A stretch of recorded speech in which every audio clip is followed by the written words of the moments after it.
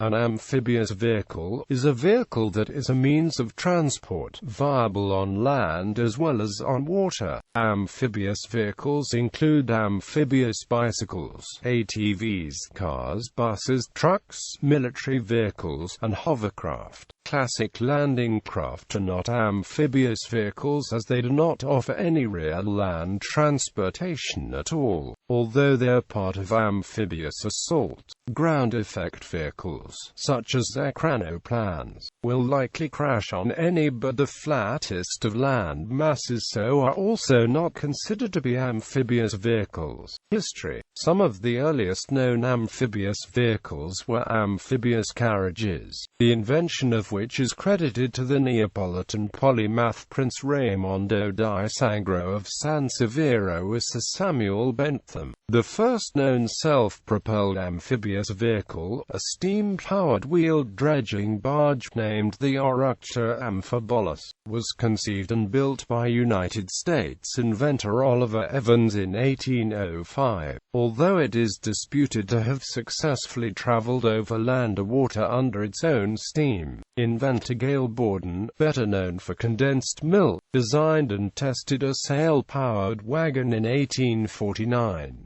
On testing, it reportedly tipped over 50 feet from shore, from an apparent lack of ballast to counteract the force of the wind in the sail. In the 1870s, logging companies in eastern Canada and the northern United States developed a steam-powered amphibious tug called an alligator, which could cross between lakes and rivers. The most successful alligator tugs were produced by the firm of West and Peachey in Simcoe, Ontario. Until the late 1920s, the efforts to unify a boat and an automobile mostly came down to simply putting wheels and axles on a boat hull, or getting a rolling chassis to float by blending a boat-like hull with the car's frame. One of the first reasonably well-documented cases was the 1905 amphibious petrol-powered carriage of T. Richmond. Just like the world's first petrol-powered automobile, it was a three-wheeler. The single front wheel provided direction, both on land and in the water. A three-cylinder petrol combustion engine powered the oversized rear wheels. In order to get the wheels to provide propulsion in the water, fins or buckets would be attached to the rear wheel spokes. Remarkably, the boat-like hull was one of the first integral bodies ever used on a car. Since the 1920s, many diverse amphibious vehicles designs have been created for a broad range of applications, including recreation expeditions,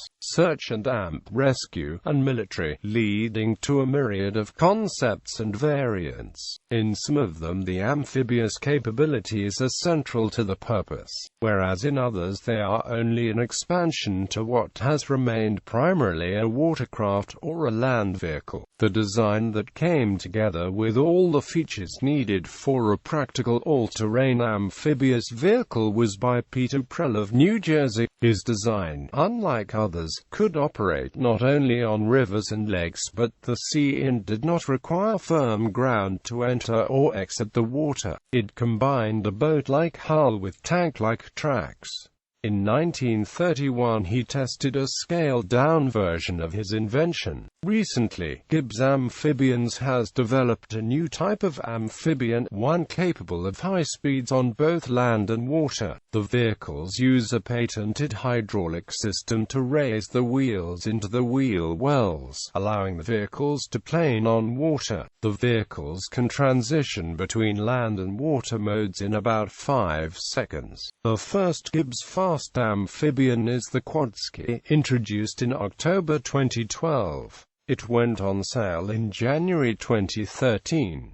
On the other hand, Iguana Yachts, a French company created in 2008, has developed a groundbreaking product with a brand new patented technology: amphibious motorboats featuring all-terrain tracks. In 2010, a Southern California-based company named Watercar set the Guinness World Record for fastest amphibious vehicle with the prototype. The Python, which reached top land speeds of 204 km/h and water speeds of 96 km/h. Since then, the company launched the first commercial vehicle, the Panther, which has been featured on ABC's The Bachelor as well as USA's Royal Pains. The water car can do 80 mph on land and 44 mph on sea, and can transition from land to sea in less than 15 seconds. Wheel. Unarmored cycles. An amphibious cycle is a human-powered vehicle capable of operation on both land and water.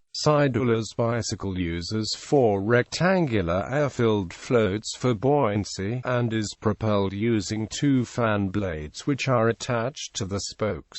Moraga's cyclo-amphibious uses a simple tricycle frame to support 3 floaters which provide both the flotation and thrust. The wings on the powered wheels propel the vehicle in a similar way to a paddle wheel. The SBK engineering shuttle bike consists of 2 inflatable floats with straps that allow the carrying of a bicycle with passenger. The ensemble, when deflated, fits in a backpack for carrying by the cyclist. Several amphibious cycles have been created by engineering students as university projects. ATVs. Amongst the smallest non-air cushioned amphibious vehicles are amphibious ATVs. These saw significant popularity in North America during the 1960s and early 70s. Typically, an amphibious ATV is a small, lightweight, off-highway vehicle, constructed from an integral hard plastic or fiberglass body tub,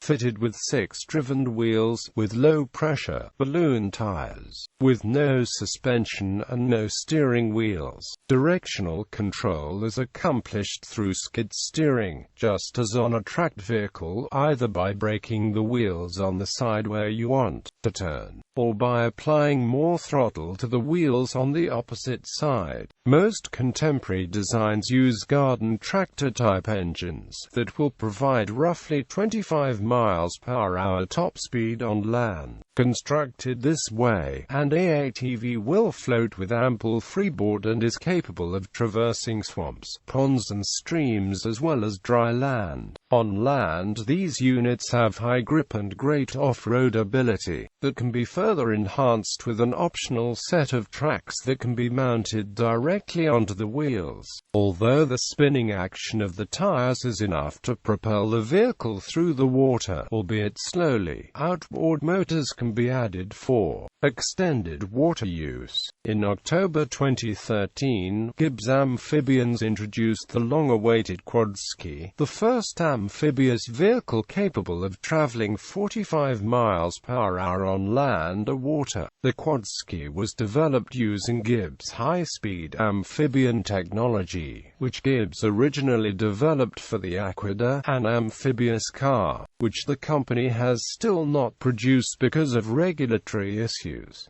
Cars. Amphibious automobiles have been conceived from California. 1900. However, the Second World War significantly stimulated the development. 2 of the most significant amphibious cars to date were developed during World War II. The most proliferous was the German Schwimmwagen, a small Jeep-like 4x4 vehicle designed by the Porsche engineering firm in 1942 and widely used in World War II. The amphibious bodywork was designed by Erwin Komenda, the firm's body construction designer, using the engine and drivetrain of the Kubelwagen. An amphibious version of the Willys MB Jeep, the Ford GPA or Jeep, was developed during World War II as well. A specially modified GPA, called Half Safe, was driven and sailed around the world by Australian Ben Carolan in the 1950s.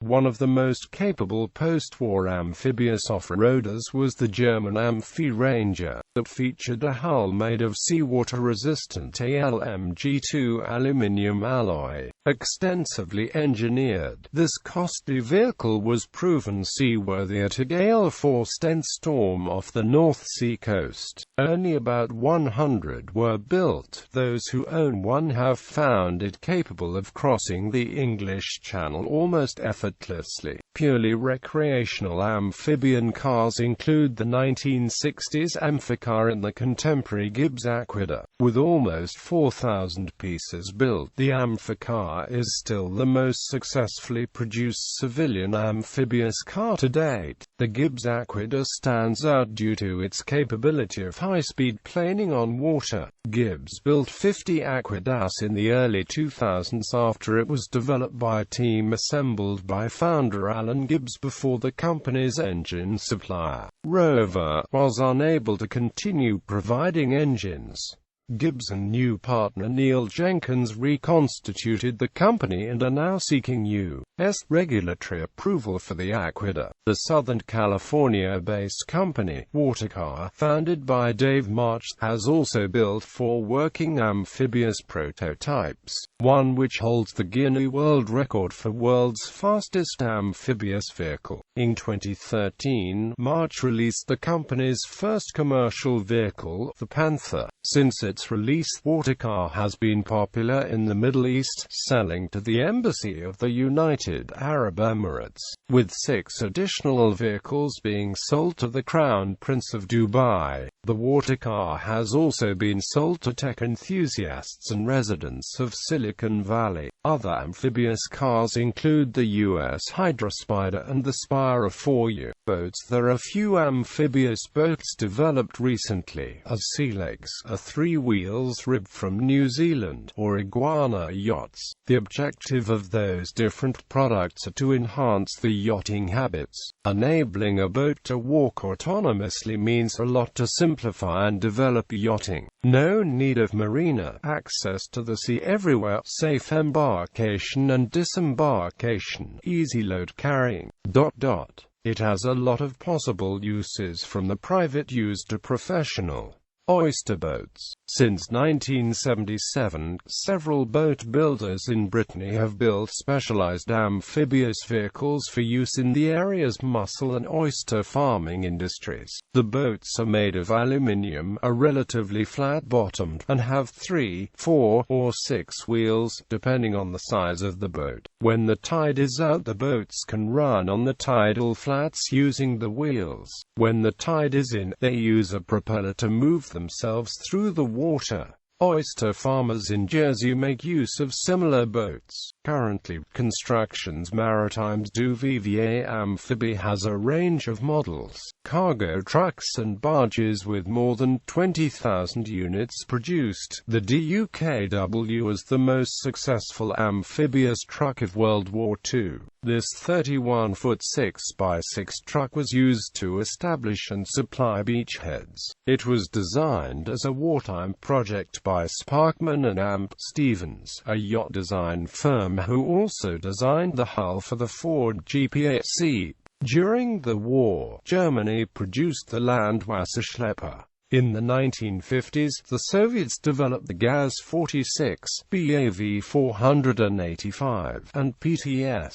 During the Vietnam War, the U.S. Army used the amphibious-articulated Gamma Goat and the larger M520 Goa truck series to move supplies through the canals and rice paddies of Southeast Asia. The latter was based on a 1950s civil construction vehicle and became the U.S. Army's standard heavy tactical truck before its replacement by the HEMTT. Although the vehicle's wheels were mounted without suspension or steering action, and land speeds over 20 miles per hour were ill-advised, its articulated design provided it with good maneuverability and helped it to keep all 4 wheels firmly in touch with uneven ground. Coupled with its amphibious capability in the Vietnam War, the M520 Goa developed a reputation of being able to go where other trucks could not. For taking vehicles and supplies onto the beaches, the U.S. used the 1950s designed LARC-V and the huge LARC trucks which could carry 60 tons of cargo. The British Army used the 6x6 wheeled Alvis Stalwart as their amphibious cargo carrier. In the water-vectored thrust water jet propulsion units drove it along at about 6 knots. The M3 amphibious rig can be used as a ferry or as a floating bridge for trucks than heavy combat vehicles.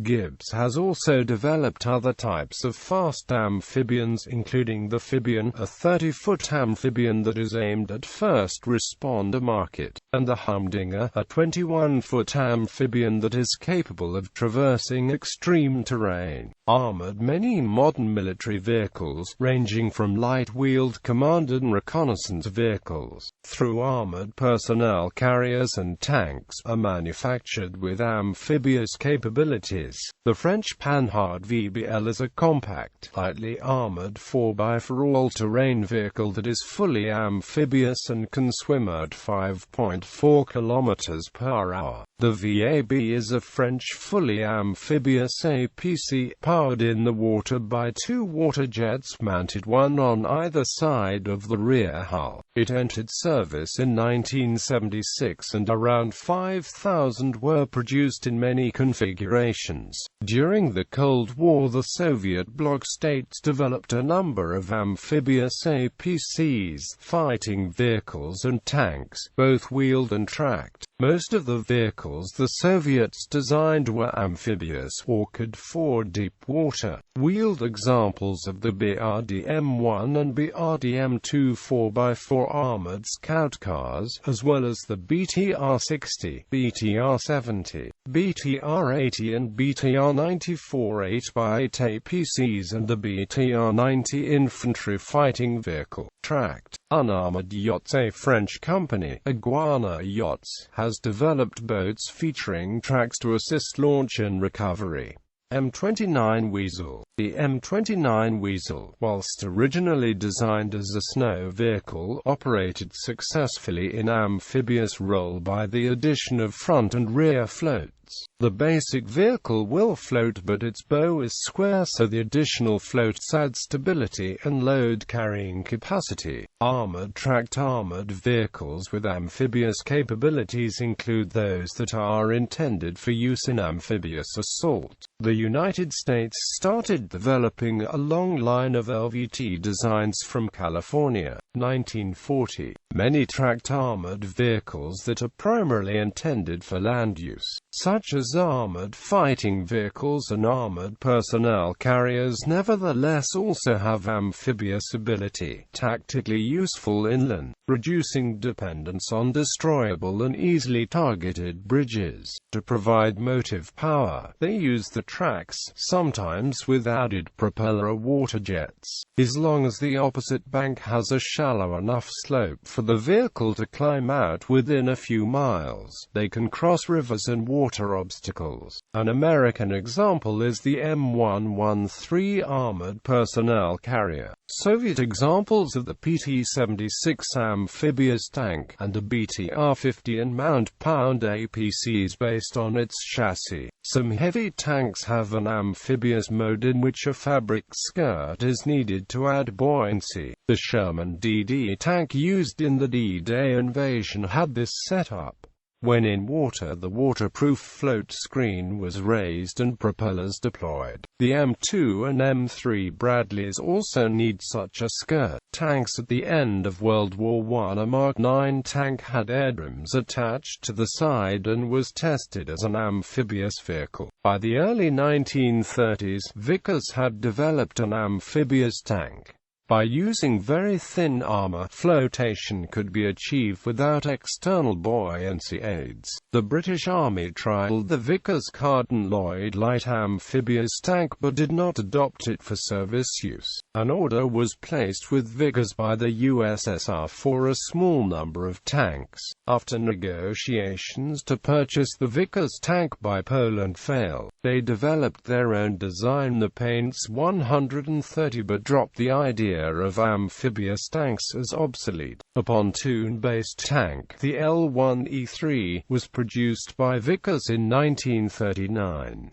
In World War II, the British further developed amphibious tanks. The Crusader was trialled with two pontoons that could be attached or removed, the tracks driving the tank in the water. The medium tank AT-1 was a tank with inbuilt buoyancy, some 24 feet long and 11 feet tall. The Valentine, then the M4 Sherman medium tank, were made amphibious with the addition of a rubberized canvas screen to provide additional buoyancy and propellers, driven by the main engine to give propulsion. These were DD tanks, and the Sherman DD was used on D-Day to provide close fire support on the beaches during the initial landings. The Sherman DD could not fire when afloat as the buoyancy screen was higher than the gun. A number swamped and sank in the operation, due to rough weather in the English Channel, and to turning in the current to converge on a specific point on the battlefield, which allowed waves to breach over the screens.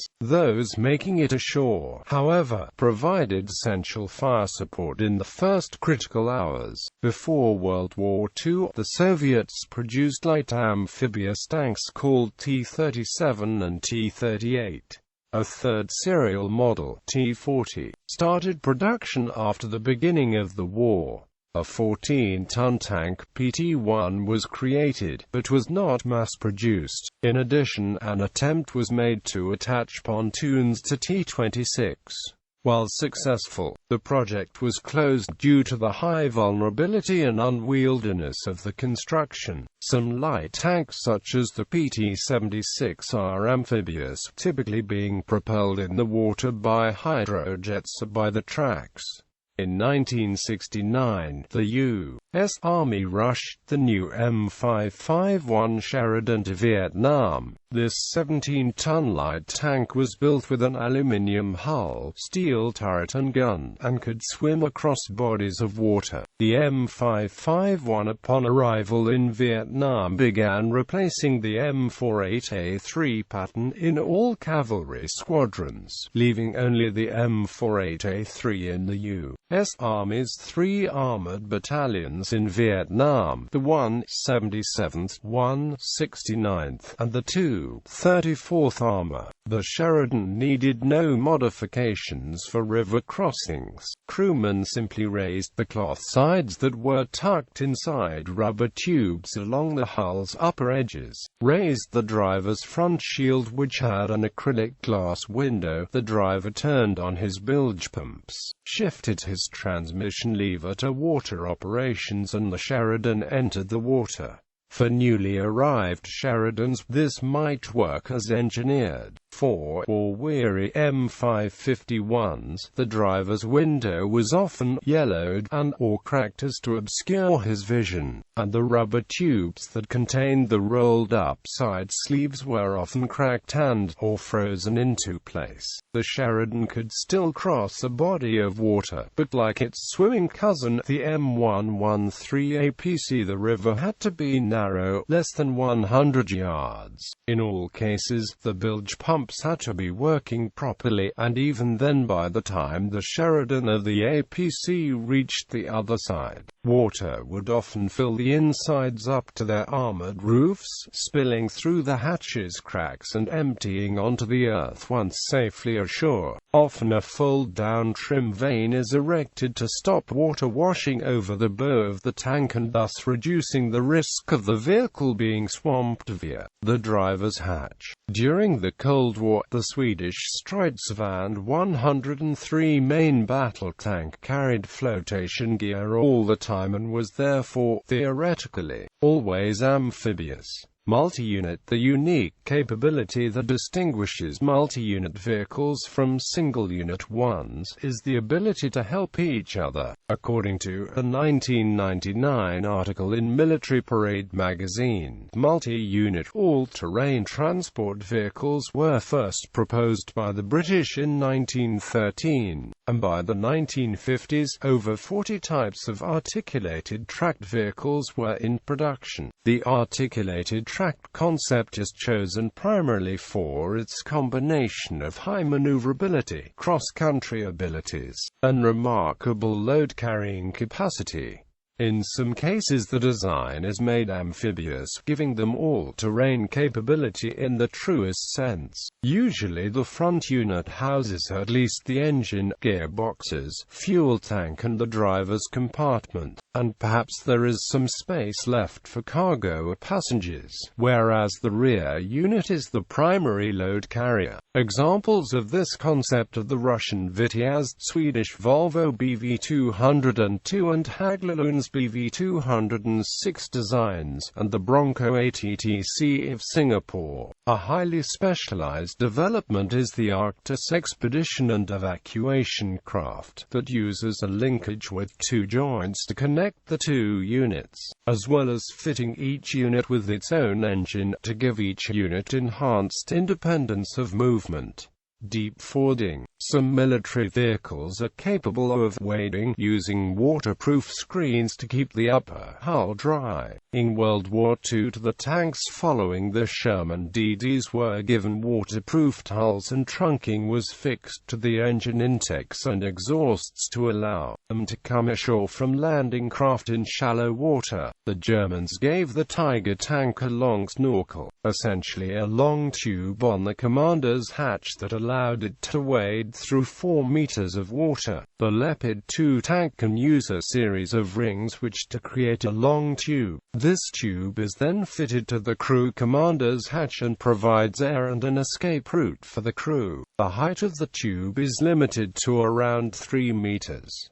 The Russian T-90 tank is also able to perform deep fording operations. The Russian snorkel is only a few inches round and does not provide a crew escape path, but it can be stored on the tank. Some civilian deep wading vehicles achieve the capability by means of legs or stilts to raise the body of the vehicle from its wheels. One example is the Sea Tractor, a motor vehicle that can travel through shallow water, with driver and passengers on a raised platform. Another is the Brighton and Rottingdean Seashore Electric Railway, a coastline railway that ran on submerged rails through the shallow coastal waters of the English Channel between 1896 and 1901. Hovercraft. An air cushion vehicle. A hovercraft can travel over land or water supported by a cushion of air ejected downwards against the surface below it. In principle, a hovercraft can travel over any sufficiently smooth surface, solid, liquid, mixed, or anything in between. Large hovercraft, riding on an air cushion contained by skirts several meters tall, can deal with obstacles 1 to 2 meters in height. The smallest personal hovercraft are nimble enough to follow some rolling of the terrain. One of the benefits of this type of amphibious craft is the possibility of making them large. The British-built Senior